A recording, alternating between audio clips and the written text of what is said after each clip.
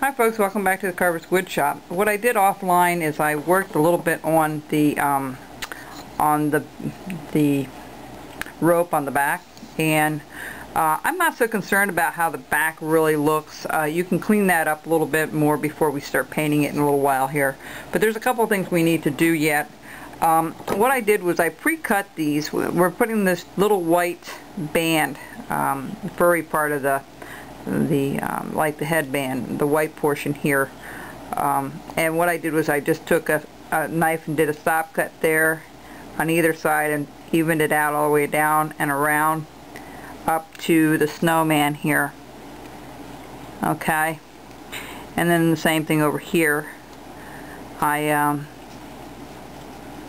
You want to be careful when you cut around the corners. It's very easy to slip off, so make sure you have your glove on and your thumb guard on when you work with this particular type of carving. I'm just going to show you a quick tool for those of you that are interested. I bought this some time ago at a show. It was $22 for this one piece because it's a wider sweep. It's got a little bit of a roundness to it. It's not completely flat. I don't know if you can see that. Okay, and it's got a bit of a nice sheen on it there. But this particular piece is handy to, if you want to use something like this, it would be handy to take this off. But if it's not flat enough, you're going to see those little bumps all over the place.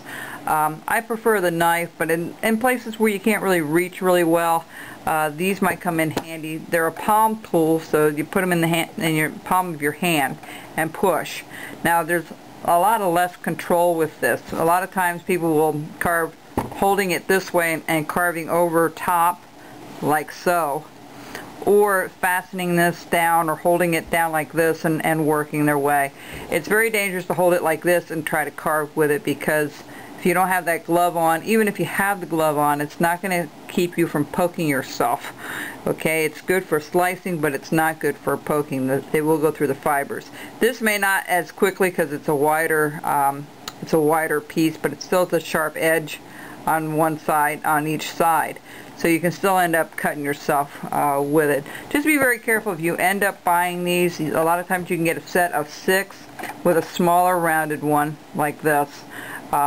You know, and they come in handy. I won't say they don't come in handy, especially if you want to put eyes in and things like that on birds or anything like that. Then it's handy to have something like this. Sharpening them is another story. These aren't too bad because it's fairly flat. It's a little bit of a rounded, and I'll show you one of these days how I actually sharpen these.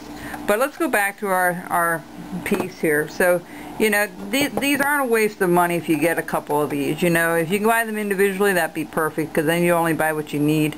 The parting tool is very, very hard to sharpen up. But a lot of people will use a parting tool to outline their relief and then go back with a gouge. But anyway, so we have, going back to this, we have our little lines here. And what we're going to do, we're just going to cut those out on either side, just like so. Alright, nice and easy. And you just want that to, you know, be a little higher than the coat. Alright, I'm going to go right around the corner here. And we're going to make it a little deeper there, because that's where it comes out from underneath the coat. Just like so. Alright. And then we're going to go over here where we have the other one, where it meets the snowman. And we're going to just go around the corner here and go right on up like so. And then come down the other way. Alright, there you go. We gotta get up here yet and cut this out. I pre-cut this, so there should be a line there. Well, maybe not. Not as deep as I would have liked it to be. So let's redo that. And we'll cut that out. Just like that. Alright, so we want to make a good distinction between the beard and that little white portion of the coat. The same thing on the other side. So you want to make sure you go back and clean everything up. And the last thing we have to do yet is the beard. So I'm going to get my other little little tool here, and we're going to go down one, just like so. 1, 2, 3. Alright, we're going to turn around, we're going to come up the other way. 1, 2, 3. Alright. The other thing we forgot to do is put the lips in, so let's do that right now. I'll just come under here and just cut it out just a tad.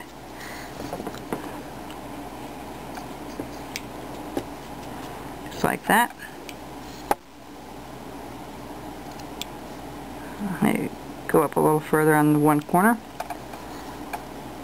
I met one of my students this past weekend who's going to take my class in September, and it's really nice to see people that really want to learn how to wood carve.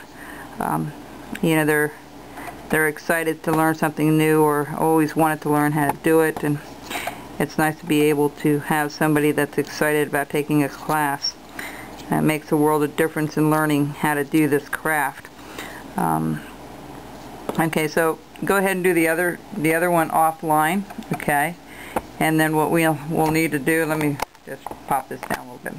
What we need to do is we need to make squiggly lines for the beard. I'll do half of the beard online, and then you can do the other half later.